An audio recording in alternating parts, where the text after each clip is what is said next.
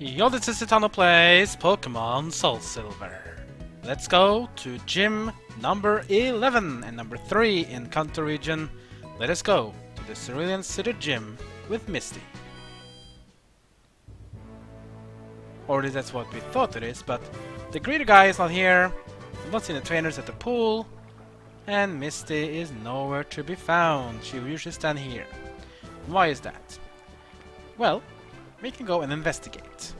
Remember that we saw people north of Cerulean City, right? Yeah.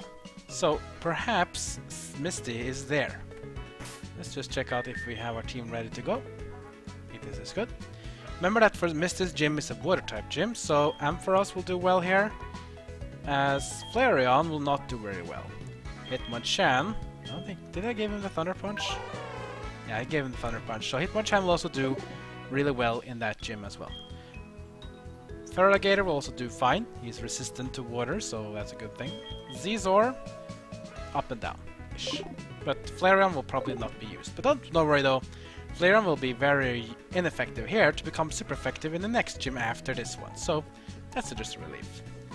Without further ado, if you want to find out more about Misty's appearance, go north back to the Nugget Bridge on Route 24. Remember in Generation 1 there were a set of trainers here that you had to fight.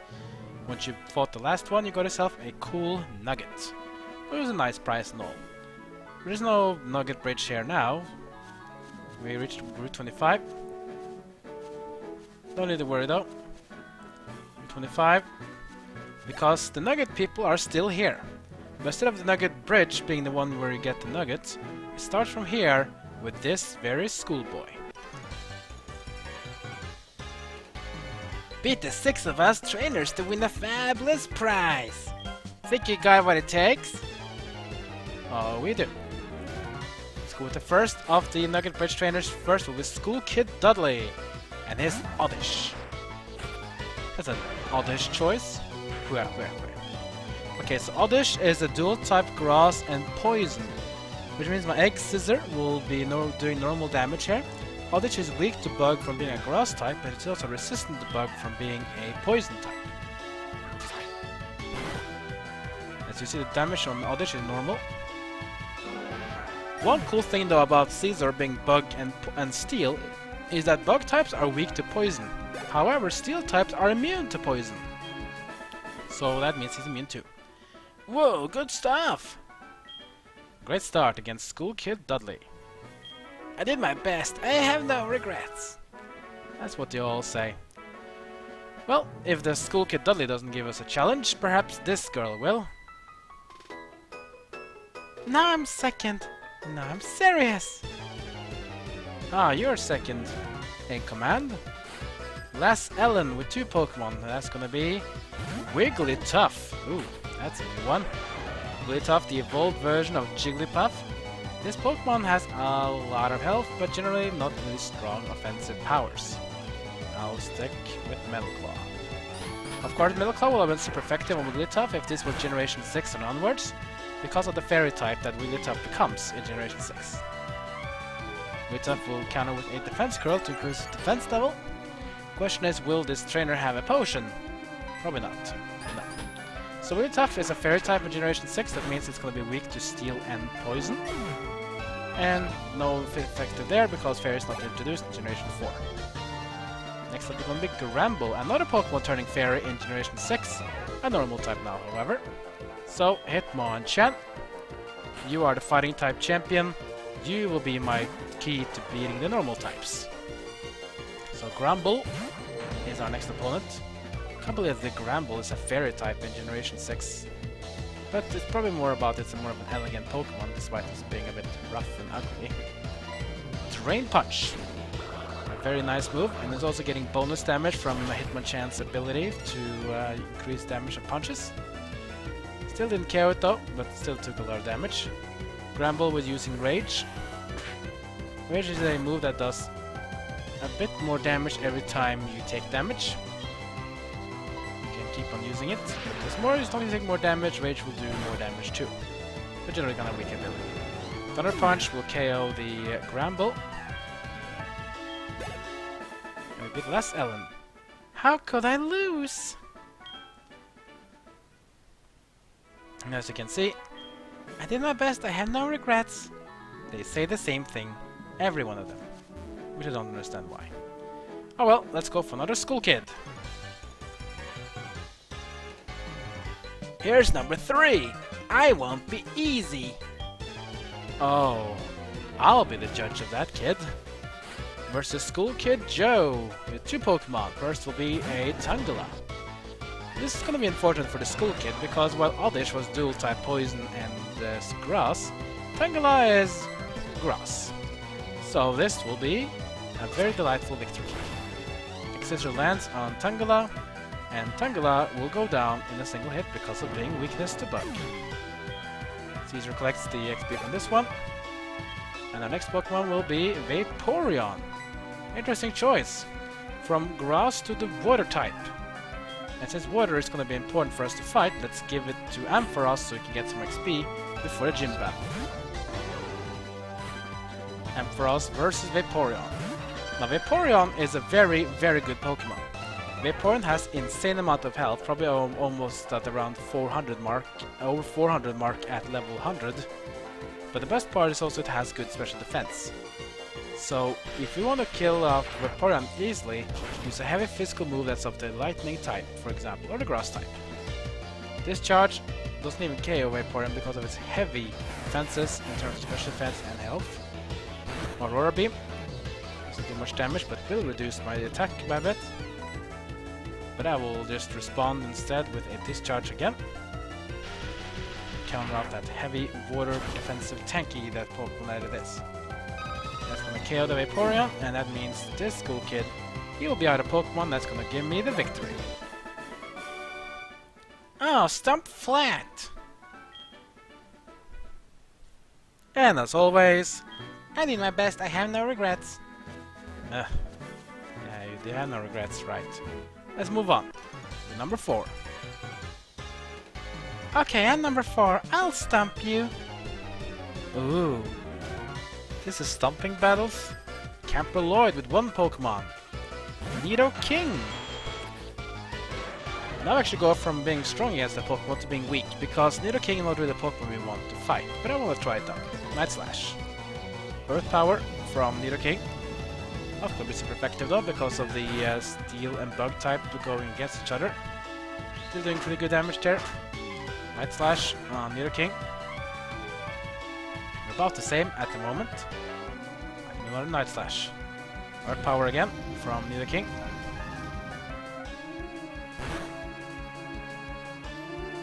That's damaging. Night Slash lands on Nidoking.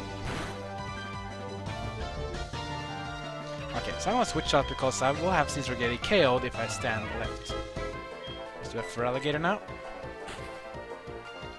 So in with for Alligator versus Nidoking. Red Power. Go for Alligator, that's gonna be fine.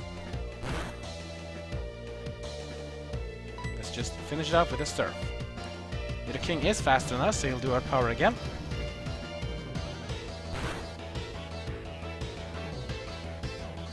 Here comes the Surf.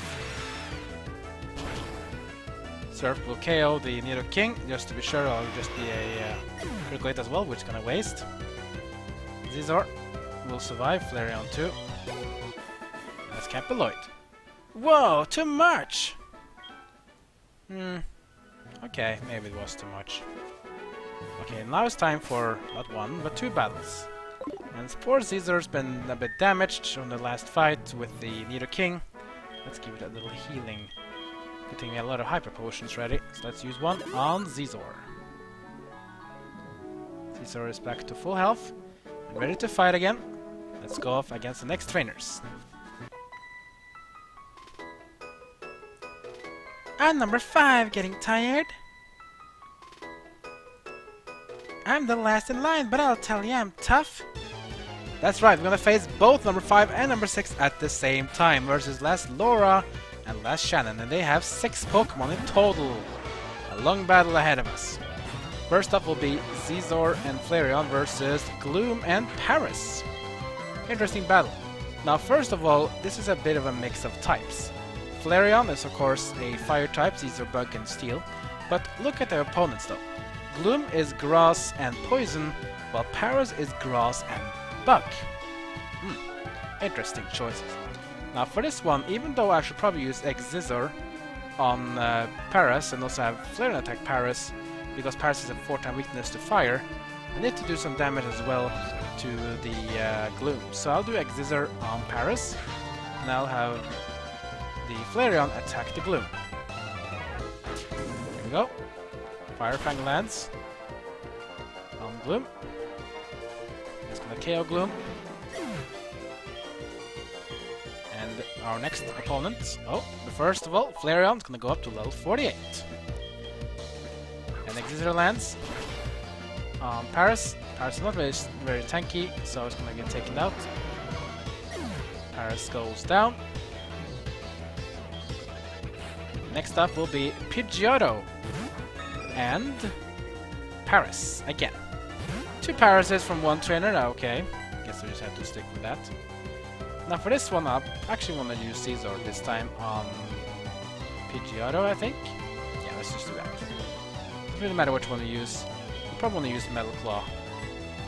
Or actually no, I think flying types are resistant to steel. We can try. As for Flareon, Fire Fang on the Paras will be enough.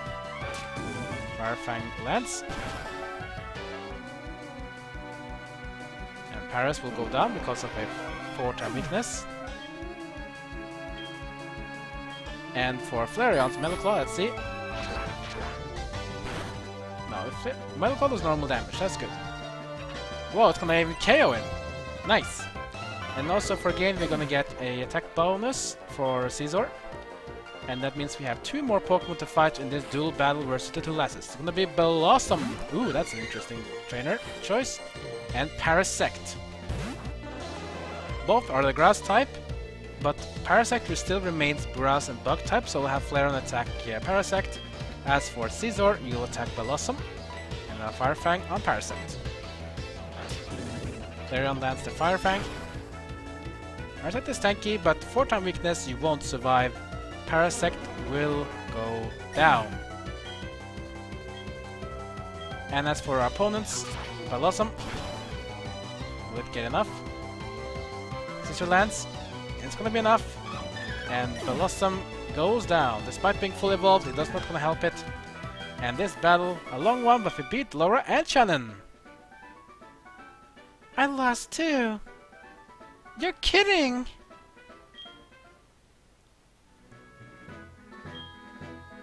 Of course, both will say they have no regrets. That's life. We want to get that item, but we don't have cut. Or we can do cut, but I don't want to do it, so that's fine. Ah, this one is over though, but we're gonna have a little bonus battle. Ooh, I had nothing to do with the 6-pack trainers.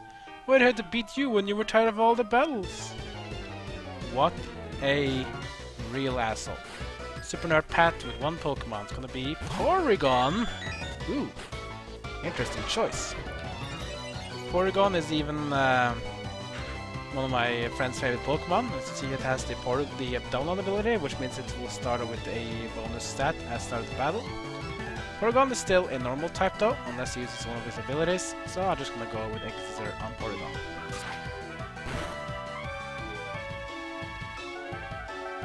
Porygon will respond with Ice Beam. Not very effective, because steel types are resistant to ice. I'll end up this one with a Metal Claw. Metal Claw will land on the Porygon, and that means the Porygon will go down. As for Caesar, getting level to 46. Well done. Plus 4 attack again, which is really nice. Very high attack power, look at that. Almost 150 attack power at before level 50. That's really good. We beat Super Nerd Pat. Aren't you tired at all? Not really. But the guy in front of us, he is the last one. He is the one who will give us the Nugget prize. Let's go speak with him. You took on warm, wild battle than you expected, but you won anyway. As promised, you win a prize. And we get the Nugget! Nice. But after seeing how you battle, I want to see how I'll fare.